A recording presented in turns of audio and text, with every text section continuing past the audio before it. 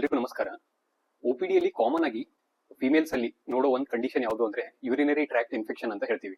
Common ಆಗಿ ಹೇಳ್ತಿರ್ತಾರೆ burning sensation ಆಗ್ತಿದೆ ಯೂರಿನ್ ಮಾಡ್ಬೇಕಾದ್ರೆ ಅಂತ.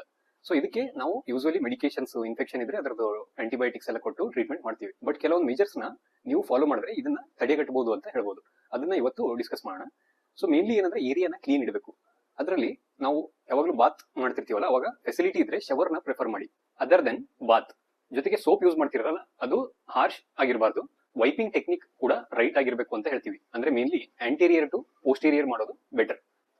ಕ್ಲೋತಿಂಗ್ ಬ್ರೀಥೇಬಲ್ ಆಗಿರ್ಬೇಕು. ಇಲ್ಲಿ ಒಂದು ಮಿಸ್ಕಾನ್ಸೆಪ್ಟ್ ಇದೆ, ಏನು ಅಂದ್ರೆ ಈಗ ಯೂರಿನ್ ಮಾಡ್ಬೇಕಾದ್ರೆ ಬರ್ನಿಂಗ್ ಸೆನ್ಸೇಷನ್ ಆಗಿರುತ್ತಲ್ಲ, ಸೊ ನೀರ್ ಕಮ್ಮಿ ಕುಡಿದ್ರೆ ಆಬ್ವಿಯಸ್ಲಿ ಯೂರಿನ್ ಕಮ್ಮಿ ಹೋಗುತ್ತೆ, ಅವಾಗ ಇದನ್ನ ಅವಾಯ್ಡ್ ಮಾಡ್ಬೋದು ಅಂತ ಅನ್ಕೊಂಡಿರ್ತೀವಿ. ಬಟ್ ಇದು ರಾಂಗ್. ಆದಷ್ಟು ಹೈಡ್ರೇಷನ್ ಚೆನ್ನಾಗಿರ್ಬೇಕು. ಅದರಿಂದ ಏನೇ ಬ್ಯಾಕ್ಟೀರಿಯಾ ಲಾಡ್ಜ್ ಆದ್ರೂ ಕೂಡ ಅದು ವಾಶ್ ಔಟ್ ಆಗಕ್ಕೆ ಹೆಲ್ಪ್ ಆಗುತ್ತೆ. ಹಾಗೇನೆ ಕೆಲವೊಂದು ಫುಡ್ಸ್ ನ ಅವಾಯ್ಡ್ ಮಾಡಿ.